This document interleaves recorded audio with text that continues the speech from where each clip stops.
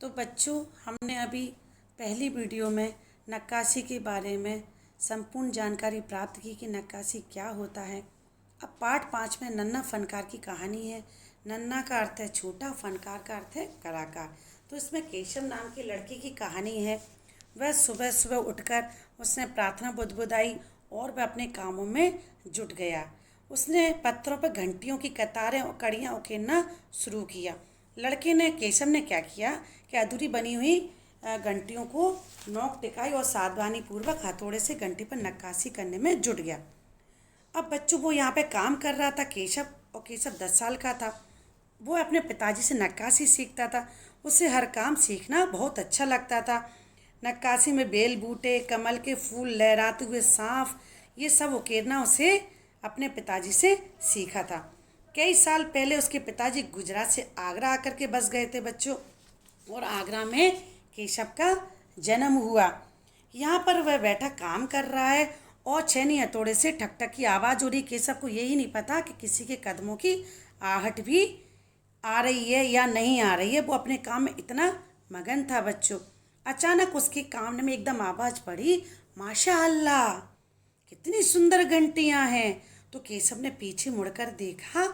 उसे एक आदमी दिखा जो उसकी नक्काशी की तारीफ कर रहा है। केशव ने जब उस आदमी को गौर से देखा तो वह 30 साल का था और कद मझोला था बीच का, और उसने अंगरखा पजामा पहने हुए था। उसके लंबे बाल गहरे लाल रंग की पगड़ी में छुपे हुए थे। लगता तो जैसे कोई बहुत बड़ा आदमी है।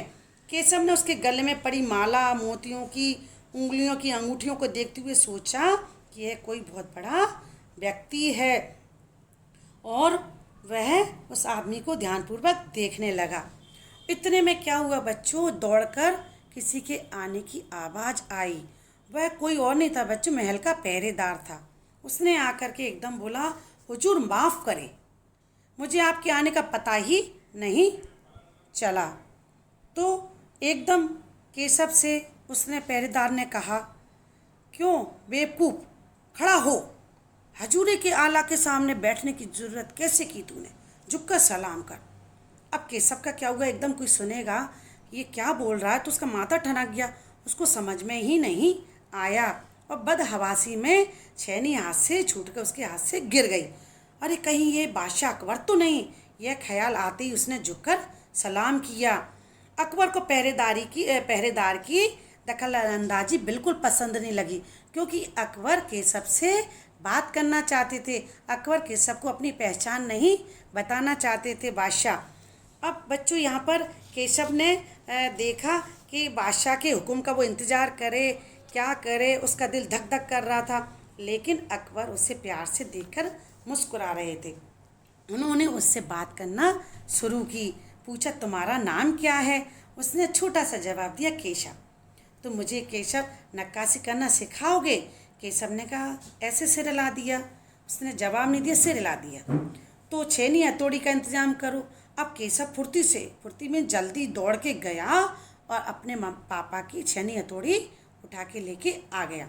अब दोस्ताना अंदाज में अकबर बादशाह उसके बगल में बैठ गए और पत्थरों को खींचते हुए बोलो, बताओ मुझे क्या करना है। केशव ने संदेह भरी नज़रों से अकबर की ओर देखा। हुजूर, क्या आप यह कर सकेंगे? तो बादशाह बोले, क्यों नहीं, मुझे विश्वास है कि मैं सीख लूँगा। और उसने बादशाह को वह काम करना धीरे धीरे सिखाने लगा।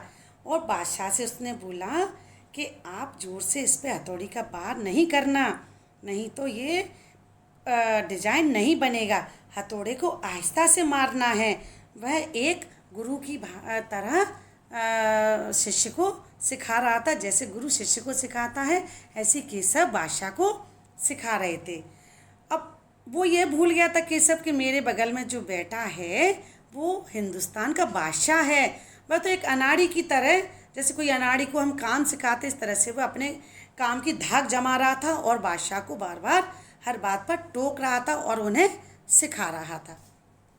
अब बादशाह ने उससे बोला केशव से कि तुम एक दिन बहुत बड़े फनकार बनोगे, और एक दिन ऐसा आएगा कि तुम मेरे कारखाने में काम करोगे।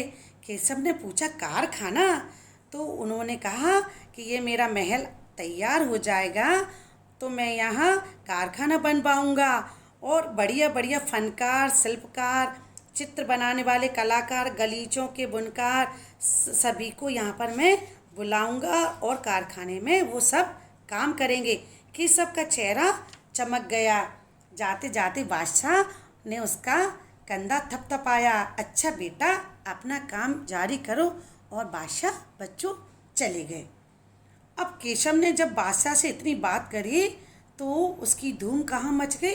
सभी संगकारों में, मतलब जो दोस्त होते हैं उनमें उसकी धूम मच गई। रात हो गई, उसको नींद कहाँ आ रही थी। धीरे से वह अपने पिता के साथ बिस्तर में घुस गया। पिता ने उसके ने मुस्कुरा कर कहा, तुम तो अभी से इतने प्रसिद्ध हो गए हो। बादशाह सलामत से तुमने बात की और उन्होंने तुम्हें बड़ा कलाकार बनाने का बोला है। वो बहुत नेक इंसान है। पिता ने बादशाह के बारे में बताया। तो केशव ने पूछा, बाबा एक बात बताओ, बादशाह के पास आगरा में एक से बढ़कर एक महल है, एक से बढ़कर एक महल है, फिर ये यहाँ सीकरी में क्यों है। तो बादशाह ने कुछ याद करते हुए बताया, बच्चों कि सीकरी में बनवाने का एक खास कारण है कि बादशाह के संतान नहीं थी। वह साधु संतों फकीरों के पास गए पर उनको कोई फ़ायदा नहीं हुआ। तो बादशाह एक दिन भटकते भटकते ख्वाजा सलीम चिश्ती के पास सीकरी आए और उन्होंने बादशाह को बताया कि तुम्हारे 3 संतानें हैं। तो केशव ने एकदम कहा, शहजादा सलीम, मुराद और दनियाल। तो उसके पिता ने कहा, बिल्कुल सही।